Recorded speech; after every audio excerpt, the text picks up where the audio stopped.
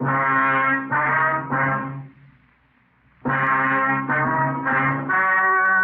story you are about to hear is true. Only the names have been changed to protect the innocent. Fatima Cigarettes, best of all long cigarettes, brings you Dragnet.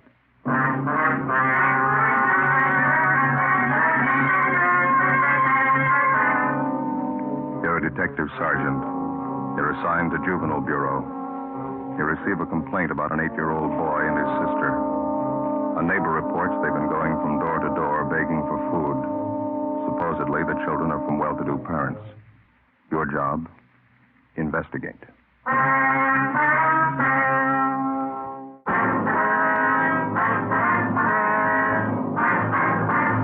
Dragnet, the documented drama of an actual crime.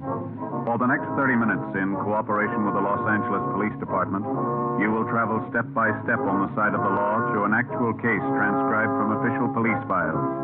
From beginning to end, from crime to punishment, Dragnet is the story of your police force in action.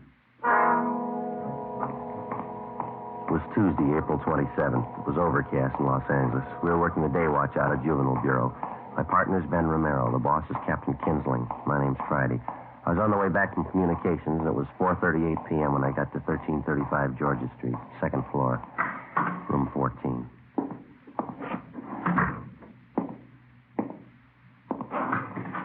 Hi, Joe. Been waiting long? I was just checking with records. No, I just got here. What's this thing all about? Well, just what I told you on the phone. 7-year-old boy and his sister covering the neighborhood begging food. You ready to go? Yeah, let me put this away first. All right. Kid's supposed to be from a wealthy family, huh? Well, wealthy enough to live in the best part of Bel Air, yeah. Doesn't make much sense.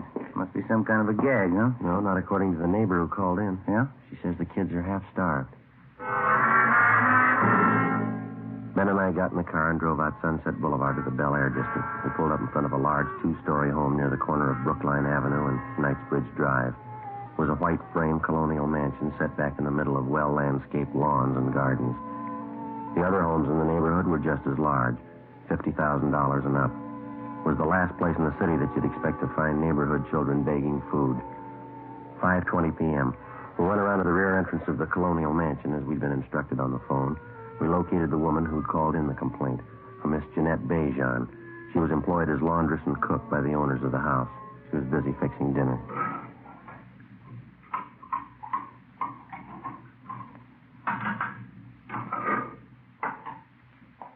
They're from next door, officer. The children. As I explained on the phone, a boy about 7 years, a girl 5 years old, I guess. Which side do they live on, Miss Bejan? The house on the corner? No, the other side. Up here. The brown and white house. Just up the street next door. Mm-hmm. Are the children there now? Do you know that? No, but they were here this afternoon again. Here to the back door asking for something to eat. I do not understand it. Something must be wrong. Well, have they been around often, Miss Bejan? 2 or 3 days, maybe 4 days. At first I thought they were fooling, but they were not. I gave them some cookies, sandwiches. They were very hungry. They ate them like they were starving. The little girl saved her cookies. She took them with her. How about their parents? Are they at home? Excuse me. What's that?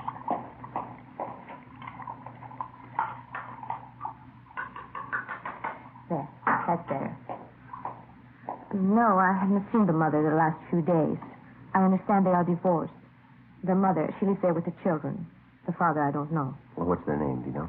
Kessler. Madame, the woman I work for, she says there are 3 children in the Kessler family. But I don't know. I have only seen the 2, the boy and the girl. I would go over and see what is wrong, but I do not know the Kessler. It is not my place. That's why I called you, officer. All right, Miss Bejan. Well, thank you very much. Oh, not at all, officer. You understand, I do not mind giving the children food. Well, I think only something is wrong if they do not get it at home. Well, thank you very much for notifying us. We're going to check into it. I'm just a little curious, Miss Bejan. What's that you're making? This? Napoleon. How's that? Napoleon. You know, Napoleon pastry. Oh, yeah. Sure smells good. Well, thanks again. Oh, certainly, officer. If there is anything I can do, you will let me know? Yes, ma'am, we will. Goodbye. Goodbye. Thank you very much.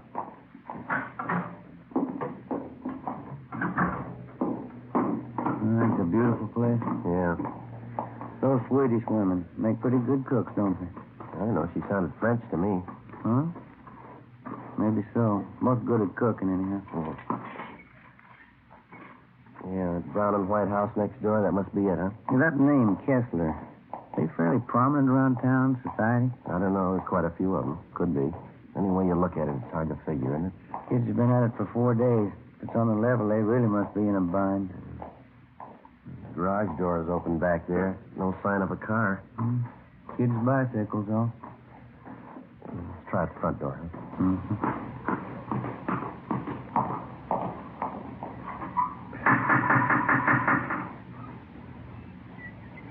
You should better try it again, huh? Yeah.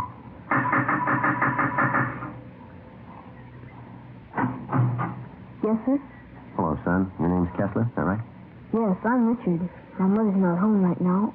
Maybe you can come back tomorrow. Well, we're police officers, Richard. If you're not busy, we'd like to talk to you for a minute. Is that all right? Oh, yes, sir. That'd be all right. Would you come in, please? Thank you. Richard Kessler was a blonde-haired, wiry boy, polite, well-mannered. He told us that he was 8 years old and that he attended the neighborhood grammar school.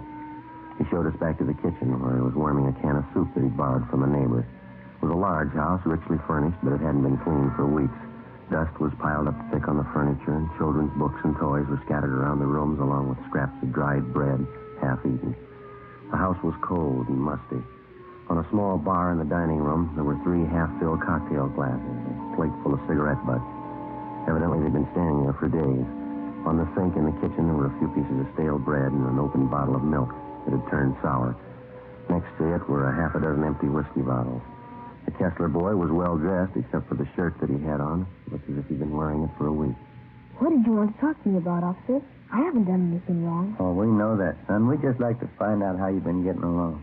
I've been getting along all right. 2 A's and 4 B's on my report card last month. Mm-hmm. Where's your sister, Dick? Judy, she's down the street. She'll be back in a minute. How about your mother? Where's she?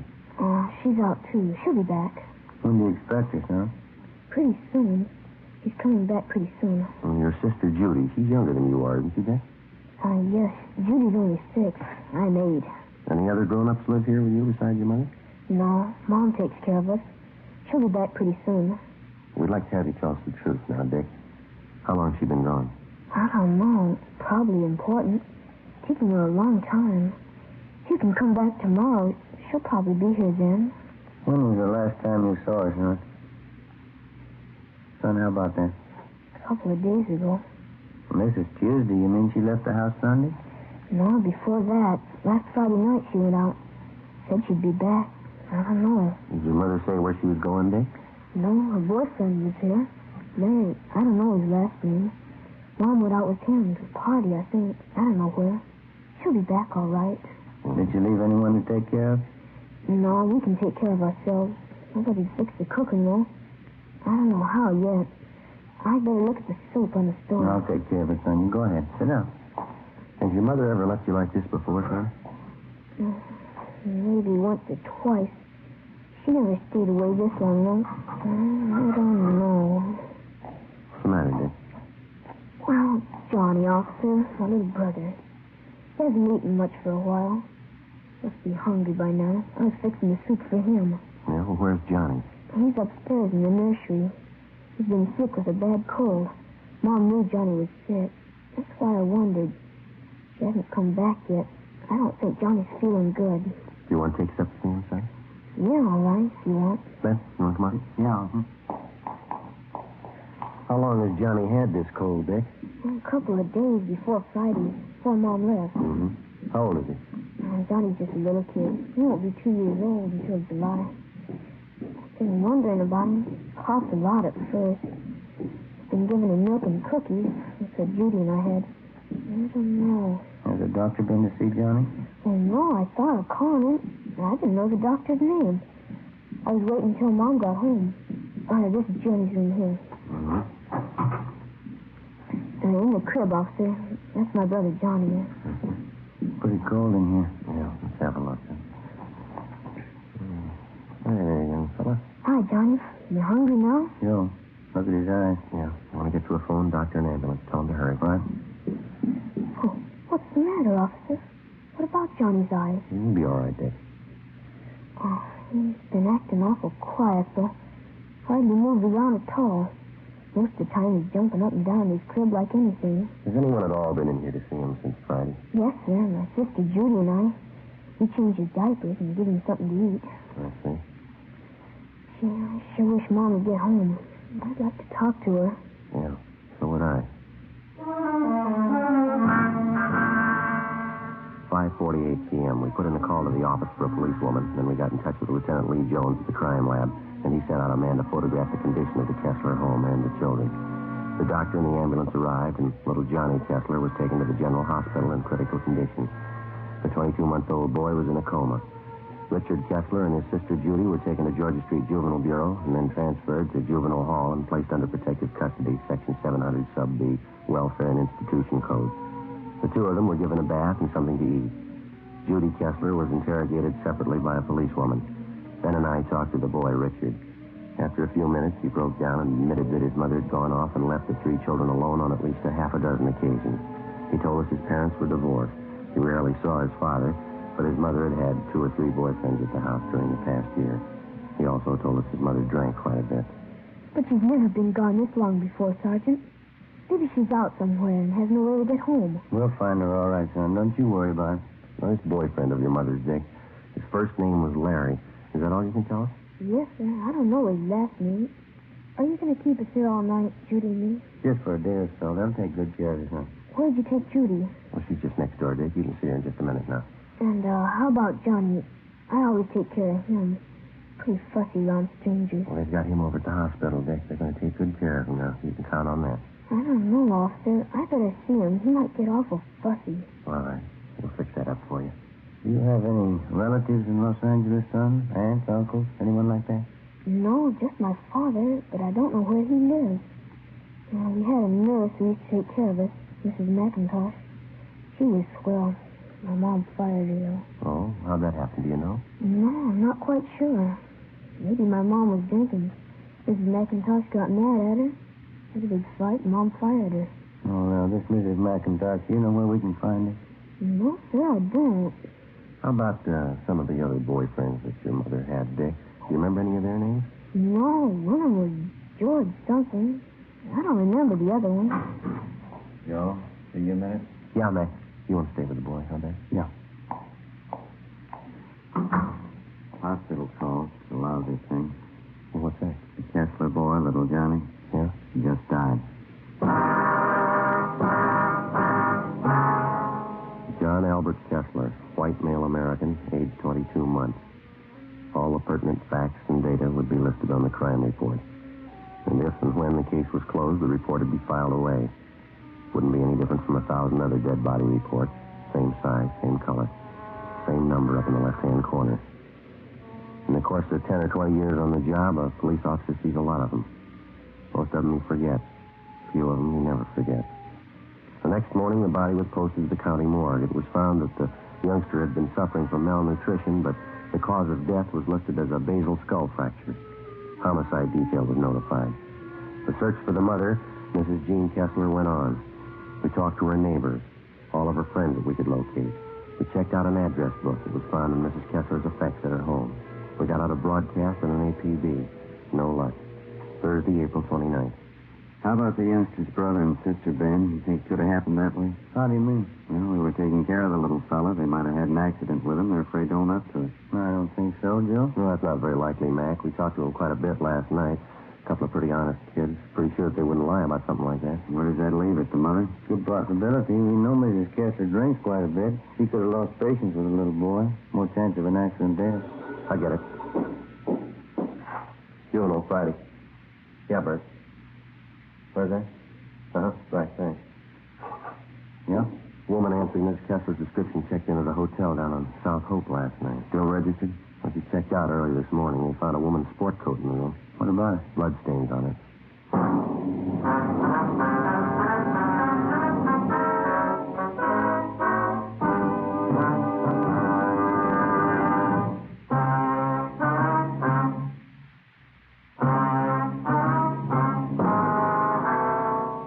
Friday, April 30th. We were still without a lead as to the whereabouts of the missing mother, Mrs. Jean Kessler.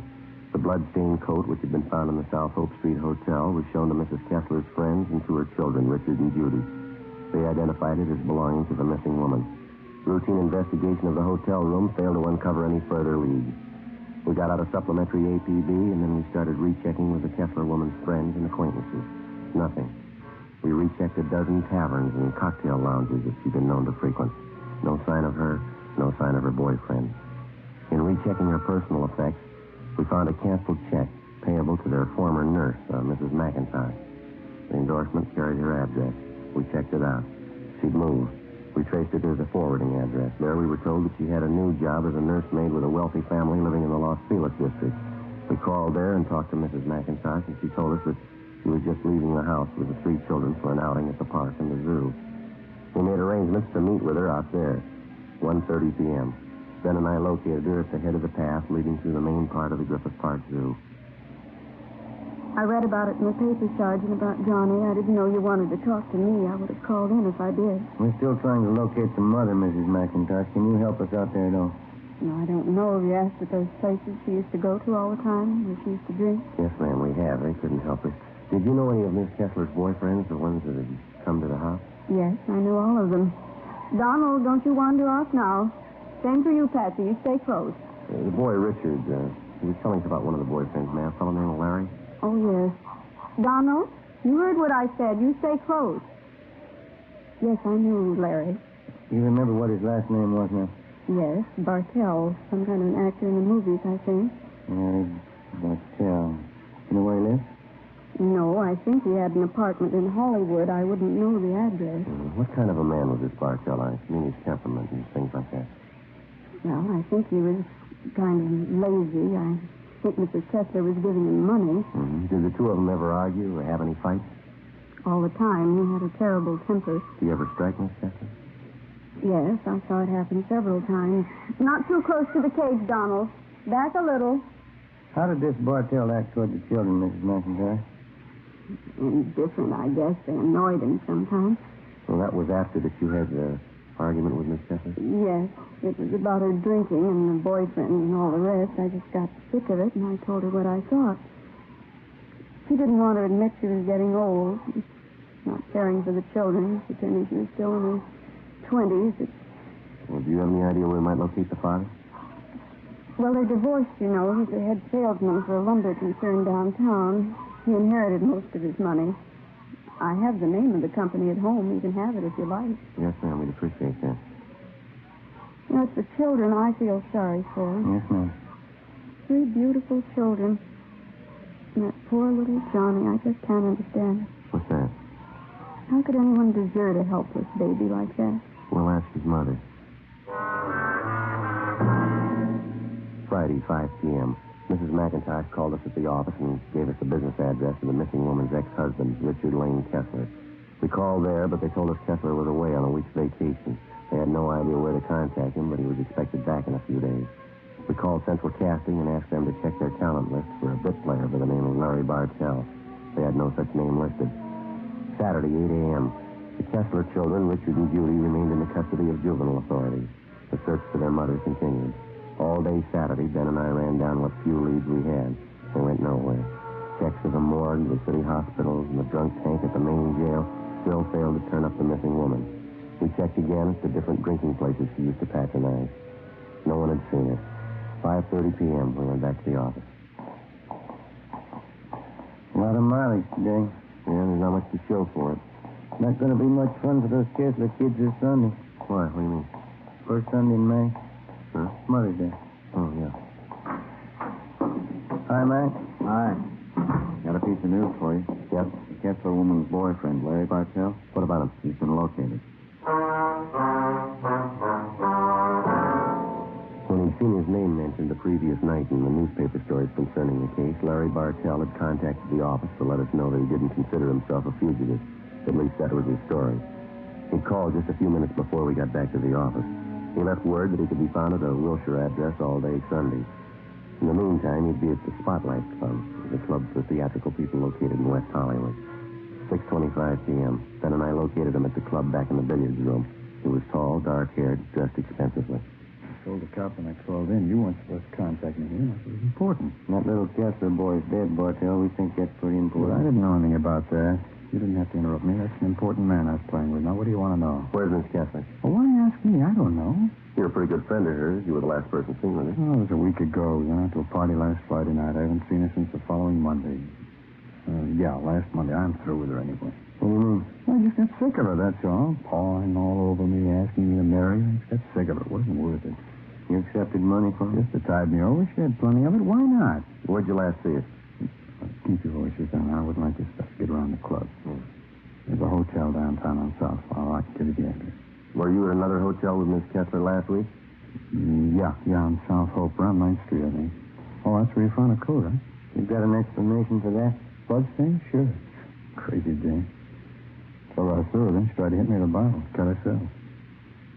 Well, I tell you, it just wasn't worth it, that's all. I guess you can prove everything you're telling us, huh? Of course I can prove it. It's the truth. And what about the little boy? How'd that happen? I didn't have anything to do with it. It wasn't my fault. Well, how'd it happen? No, it was that Friday night just before we left the house. The old lady and I were downstairs having a few drinks. She put the little kid to bed, but he wouldn't stay there. He just getting up out of bed and running downstairs crying. Yeah, go on. Well, she finally took the kid, gave him a good spanking, threw him back in bed. I think he hit his head in one of the courses of the creek. Why didn't you do something about it? Well, I told her, but she said it was nothing. Didn't matter. Got a coat smashed, that's all. Kids are all right when we left. All the times you and Mrs. Kessler went out, you knew those children were being left all alone in that house? Oh, what of it? She's the mother, not me. Oh, look, I got to get back. I got that game waiting on. No, just a minute. It's going to wait a little longer. Come on. Larry Bartell was taken downtown and held for questioning on suspicion of 702 WIC, contributing to negligence of minors. He gave us the address of the hotel where he'd last seen Mrs. Kessler. Ben and I checked it out. It was a typical cheap downtown hotel with a bar opening off the lobby. The desk clerk told us a woman answering Mrs. Kessler's description was registered in a room on the second floor. They had an old-fashioned player piano going full volume in the bar. The sound followed us up the stairs. Tenants here sure must like their music. Yeah. That's just there, isn't it? 216? Yeah.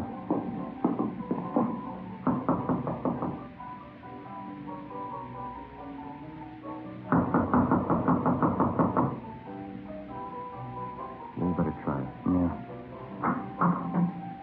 Let's have a look. Who's there? Who is it? You Mrs. Jean Kessler? What is it? Who are you? Police officers would like to talk to you.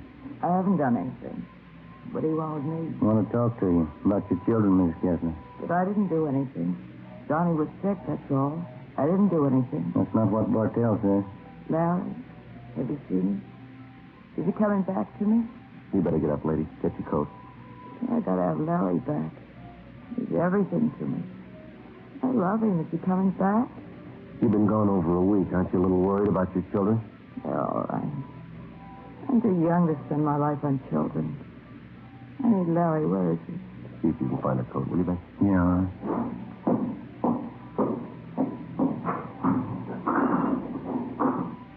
I've been drinking off sick. I felt terrible. Yeah. I need Larry so bad. He's young like me. I love him. I gave him all my love. Gave him every bit of it. Yeah, you gave him too much. What? You didn't have any left for your kids. The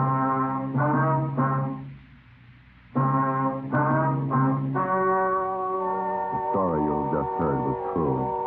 Only the names were changed to protect the innocent. On July 2nd, trial was held in Superior Court, Department 87, City and County of Los Angeles, State of California. In a moment, the results of that trial. Ladies and gentlemen, I'd like to take a moment to thank all of you for your very fine response to our program, Dragnet. Since the first show went on the air about a year and a half ago, your cards and letters have been a constant source of encouragement and guidance. In the field of radio presentations, we felt that we were attempting something a little different, and we were not altogether sure that it would meet with your approval. Possibly, we were sure that our approach to this type of presentation was a sound one, but the final approval had to rest with you.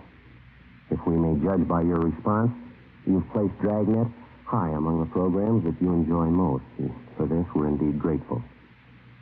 We've tried to bring you, first of all, an adult program worthy of the 30 minutes that you spend with us each week. We've tried to bring you an honest and authoritative report on the work of your police force. We've tried to bring before you documented police cases that were informative as well as entertaining. In forthcoming weeks, we sincerely hope that Dragnet remains one of your favorite shows. Your letters have been read by all members of the Dragnet production staff. So if you like to listen to Dragnet, it's because you, our listeners, have helped to guide us in presenting the kind of entertainment that you want. And for this, our thanks.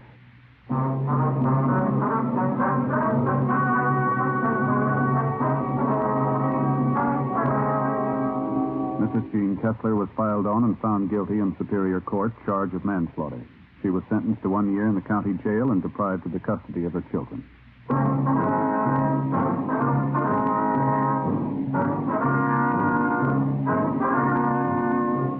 You have just heard Dragnet, a series of authentic cases from official files.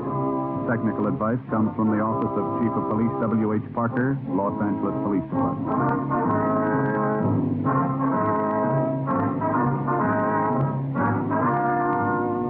Fatima Cigarettes, best of all long cigarettes, has brought you Dragnet, portions transcribed from Los Angeles.